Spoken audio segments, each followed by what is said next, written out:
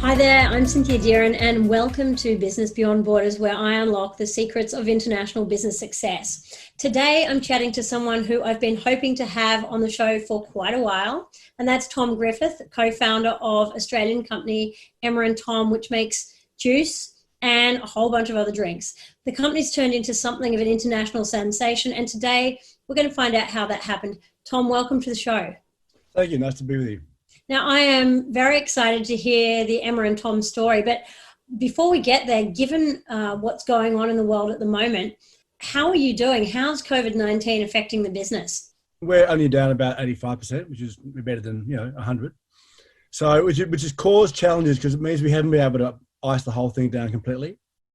Because there's the 5,000 plus cafes that have closed, but then you've got Coles, Woolworths, and say Caltex, and a bit of the food service that's still going. So we've gone down to a skeleton. JobKeeper's been a huge saviour. Thank you, Josh and Scott. Huge saviour. We've done everything we could with things like people like landlords. Corporate landlords, to their credit, have been fantastic. One of our landlords is a super fund owned by a family. And they've been, I think, really good and said, let's just knock it down a bit, but give us a bit of income as well. So we thought that was reasonable. So we've juggled staff and JobKeeper and everything else. I mean, Emma and I aren't 20 years old. We've been through the GFC and the tech wreck, and I was in London doing a startup when 9/11 happened. So you sort of get used to it and you sort of play the cards you're dealt. Yeah, that's really interesting because I would have, just if you'd asked me as a guest, I probably would have thought that you might have been like a supermarket brand that's gone through the roof and everybody's hoarding, everything they can get their hands on. But is the drop-off you've seen a function of the distribution channels where your stuff is usually being sold? Yeah, well, firstly, China fell through the whole, into a heap as of December 31. That just stopped.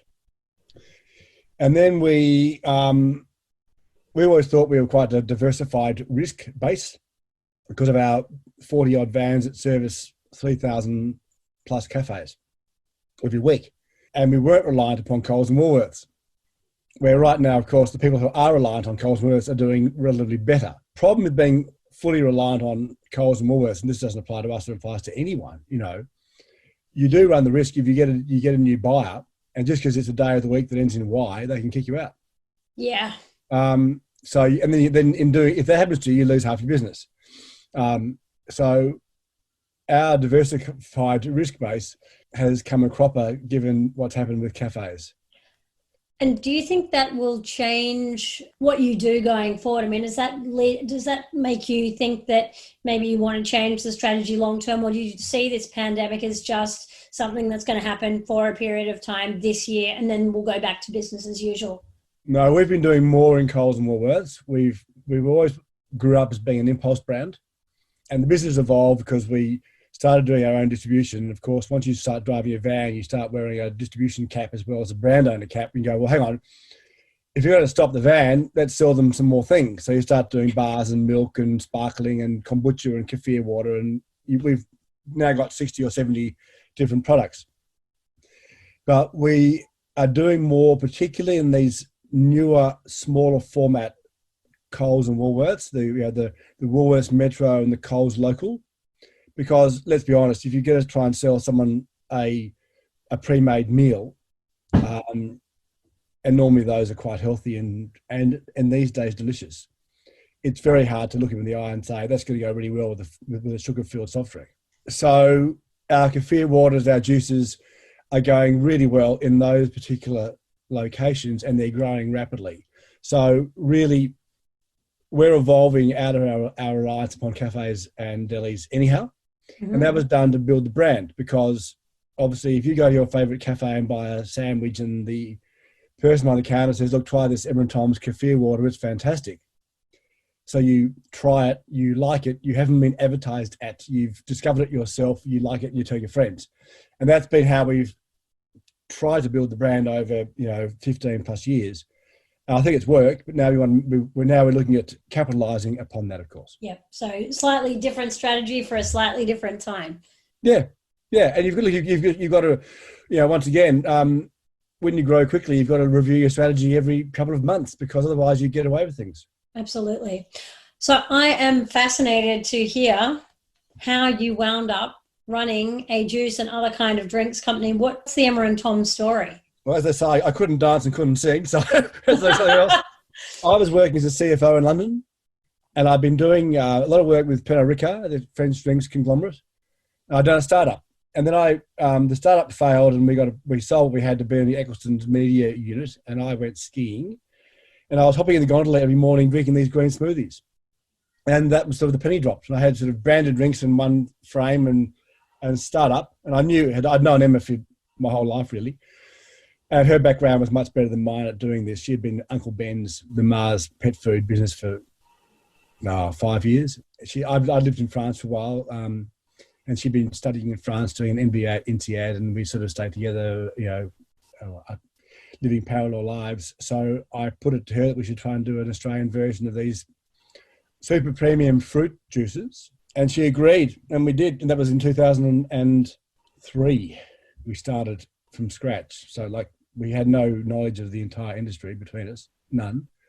So we had to work out, who makes bottles and who fills bottles and who makes labels and what's the brand called. And we decided to call it Emma and Tom's to capitalise on. It was just us against large multinationals. And a year after we started working on it, we launched 4 bottles of juice. And what happened next? We made 8,000 bottles and didn't have any customers. So how did you deal with that? We say a minimum run's about 1,000 litres. They're not going to turn a line on, even the smallest line, for less than that. Yes. So 1,000 litres gives you, call it 2,000 bottles. There's your plus four flavours is 8,000 bottles. Then we made 8,000 bottles the following Monday and 8,000 bottles the one after that. So we're running around Melbourne and Sydney with our hit list. We had a distributor who had a call centre and outward bound. So we were getting as many customers as we could, but we were sort of stockpiling juice every week as well. And in those days, they only had 21 days life on it because it was pretty rudimentary.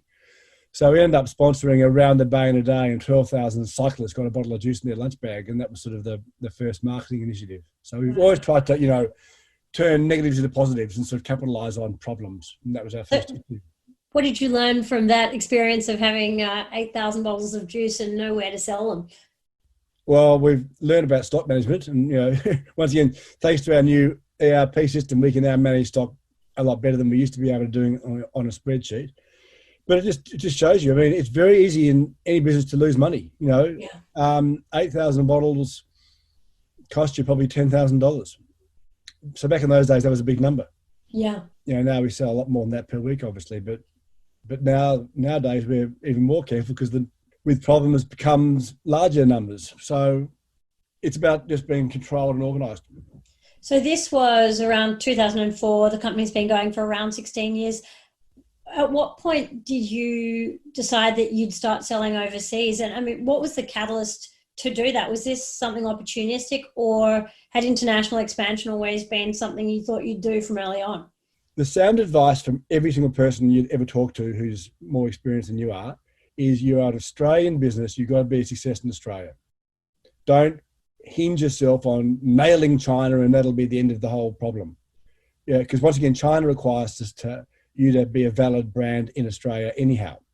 They want to see, a proper living, operating business in Australia that gives their Chinese sales credibility, for example, using China. We went to Gulf Food. Yeah. And met a very nice man called Murad, and he had a distribution business he was just starting, and they're a family business in Jordan. So we actually launched in Jordan. Wow, that's pretty unusual. Yeah, well, because it was based upon relationships, you see. Yeah. And Emma and I only had dinner with Murad in Melbourne last year. He's now doing Dubai as well. And then we came across a business that was also starting up in Shanghai and Beijing. And they wanted to use us as a door opener and a brand to roll out. So that brought about China and Hong Kong. And then similar relationships have established in Singapore and Malaysia. So for us, it's about the relationship. And so when you're going about working out where you're going to sell to, is it all about relationships and, coming across the right distributor, or are there other things that you take into account? I mean, can you just walk me through your thought process a bit when you're choosing a new market to go to? We've never thrown any money at it. So we believe to be a success, you've got to be on the ground like we are in Australia, first thing. So secondly, we then knock our margin down as far as we can bear to give the new appointed agent or distributor or importer more margin than they might otherwise have, to allow them to use sample stock and some marketing and, fund the brand launch in a shared fashion in that country. And then it's about communication. We work very closely. I mean, we've been told back in February that hotel occupancy in Shanghai was down at between 4% and 8%. Mm. Now, we were aware of that then. I mean, so we could sort of see it coming a bit in Australia. They're coming back, as you would have seen probably in the paper a few weeks ago. The head of Compass was announcing that his customers are probably 95% back in China. So it's a good barometer at the same time. China isn't the silver bullet, of course. I mean, it's as hard to launch there in a supermarket as it is in Australia. And it's competitive. And it's more global than Australia. So none of these things are easy and shouldn't be underestimated. Are there some countries that you found easier to work in than others? Hong Kong's been going gangbusters. That's been very strong for us. We can do better in China, but once again, it's competitive. And we've actually had to tailor our products. We've now launched in the last 6 months 4 of our juices in a long life glass bottle, which will give the distributor in China obviously a lot more headroom, and it gives the customers more comfort. And even though it's longer life and a hot filled product, some people prefer glass. I don't buy into the environmental argument as much as others do, because it's heavier to transport and there's other factors involved. But in some minds, people think glass is more premium. Yes. So then we do a lot of food service in China, hotels and things. And the glass will give us more opportunity there. So you've got to obviously, once again, tweak your model to fit the market. So tell me about some of the things you found most challenging about selling internationally. Well, I mean, it's good for cash flow because we get FOB, free on board. So which means for those who don't export, you get paid before the stock leaves the country. So that helps. And that also allows you to price it more keenly for the market too, obviously. For us, it's been shelf life. And I suppose supporting the distributor as much as possible, because of course distributors have a tough life. They can put a lot of work in and then lose the account. So we try to work with them to make it very much a dual process. And culturally, are there things that you found surprising, different, hard to work with as you've worked with distributors from around the world? Look, I'm not that Asian centric. Emma and her husband are much more so. My experience is sort of European, which doesn't help our business at all. Emma and Michael, Emma's husband, had done a lot of work in China before our business. So they were much more fluent with how to go about business in China, for example. And a couple of our distributors in the other Asian countries are actually expat Australians. And that's just a coincidence, but that's helped a lot too. Yeah. Now, tell me, there are lots of twists and turns in business and, highs and lows. If you had to pick a proudest moment with Emma and Tom, what would it be, do you think? Emma and I don't dwell on it an awful lot at all, I can tell you. We sort of sit at work and chuck rocks at each other and just get on with it. I've been working remotely for the last month for obvious reasons, and I've been out of Melbourne, and there's a couple of customers down where I've been staying who have the big 2-door Emma and Tom's fridges, which are fantastic. I mean, that's probably the proudest thing, because what that provides the consumer is the well-being, natural, no added sugar alternative to the multinational offerings that are the polar opposite. So we've now got to the point where we are offering a range of drinks as broad as you would get from once again, these multinational businesses, but they're not full of sugar, they're natural, they're minimally processed, they're made in Australia. We're getting more functional, probably doing kefir water and things. And kefir water we're loving on the back of the fermented craze with kombucha. Just so you understand, when kombucha ferments, it makes citric acid, which is why it's quite vinegary and a bit tart, bitter, where kefir water makes lactic acid. So it's not nearly as harsh on the palate, but you're still getting your 1 billion plus bacteria per bottle. So I think probably the fact that we are providing the impulse healthy drinks and snacks that people can now, and also now we're in 8,000 plus locations in Australia, you can get it. Yeah. It's available. You'd walk past an Emma and Tom's product probably in an ordinary course of life once a day. And now our job is to have people understand that they can feel good about themselves for buying it. I'm a good dad, I buy it for my daughters. That's the emotion thing, as you know. And so when you think about that, I mean, you've come a really long way in the last 14 years. Where to from here for Emma and Tom, the brand? What do you foresee? What have you got planned? There's still a long list of new products we'd like to develop. The brand stretch, we've proven the brand stretch. We proved it early on with the Life bars being dried fruit and raw nuts. And they went into Woolworths health food very soon after we launched them, because Woolworths actually saw them in cafes and approached us. So we know the brand stretches as long as it sort of ticks the right boxes. And we did a visual positioning statement, which is like 9 photographs and words that summarize the brand early on. And as long as things fit into that sort of matrix, they get approved. And they've got to taste fantastic. They've got to be no added sugar, and they've got to be minimally processed. But after all that, we have license to launch a whole variety of new things. We've focused on the route trade and impulse, and we've, of course, can then now diversify and broaden that ranging into take-home packs at the supermarkets. So rather than being in the impulse food fridges, we can put 1 litre, 2 litre containers now in the take-home areas. So there's a lot of upside there and a lot of sales revenue there to be taken. And more international markets on the cards, US, UK. Yep. US is a hard one. We're still looking at Asia, obviously, because it's next door, but definitely with an eye on Europe and the US, yes. Now, I know that you love partnerships, so I'm keen to get your thoughts on that. You've obviously had a really long-running partnership with Emma. What's the secret? I mean, how do you make a good partnership work? Well, firstly, we're good friends. We're not best friends. We do what's best for the business, for the brand, for the consumer. Not what's best for Tom or Emma, and that helps an awful lot. Emma would put it down to 3 factors that we have, I suppose: trust, respect, and a shared vision. So that helps enormously. So we're both on the same page, and uniquely in our business, we both have a very similar palate, and that helps too, actually. Emma's got a lot of experience in this type of industry, which has helped the business enormously. I suppose her glass is probably half empty. She'd be the first to admit that, and mine's half full. So that sort of helps too. We have a different lens on the business. Yeah, trust, respect, and a shared vision. Probably the secret to most relationships, isn't it? Yeah, I think that's probably right. And probably compromise too. Yep, picking one's battles. Yeah. Now, I know Tom and Emma is keeping you, I should say Emma and Tom is keeping you very busy, but you've also got a new business in the works. Can you tell us a bit about that? Yeah, I always said that I'd do less at Emma and Tom's, and we found people who are better qualified to do my job, and we have.